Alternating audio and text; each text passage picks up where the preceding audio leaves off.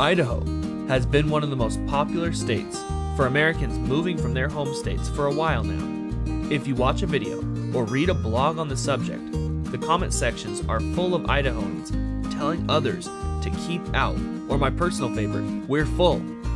The point of this video is to examine why Idahoans feel this way instead of just labeling them as unfriendly or even racist. So let's look at 5 reasons why Idaho residents don't want you moving in. The state isn't built for a big population. People often say, Idaho's a big state, there's room for more people, but over 61% of Idaho is actually federally owned, and less than 30% of Idaho is privately owned. They have lots of mountain ranges and water that is not easily buildable or even easily accessible in some cases, and the population growth happens so suddenly. Even bigger cities, like Boise, don't have the infrastructure to support large populations, meaning roads have more traffic, healthcare may have longer wait times, and stores may even be overcrowded. Idaho's infrastructure simply has a lot of growing up to do to catch up with their current population's needs, let alone even more residents. Politics. Now, Idaho has been one of the most conservative states for a long time, and that hasn't changed. However, the Boise area has become a battleground now, likely due to a lot of former Oregonian, Californian, and Washingtonian residents moving in. Boise has traditionally been pretty conservative, and many folks here are concerned about their way of life changing too drastically.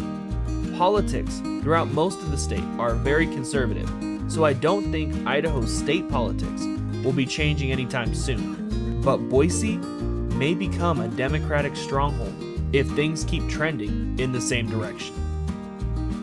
They can't afford housing. Price increases for housing are a problem throughout a lot of the country. However, many places in Idaho earn lower wages, so when the prices are increasing at an alarmingly fast rate, it has priced many locals right out of the market. If people who are moving from out of the area have higher net worths, they're increasing housing prices and wages haven't grown at the same rate. If housing prices and wages were increasing proportionally, this would be a much less significant concern. Changes to their way of life. Now, when a lot of people move into a small, more rural area, many changes occur. There are more chain restaurants, less farms and acreage, and more housing developments and neighborhoods. Even if people aren't opposed to people who are different from them, sometimes change doesn't allow for choice. For instance, if the population increases, this can lead to changes in politics, public policy, and other norms. It wouldn't be uncommon to see increases in taxes, firearm restrictions, and environmental regulations.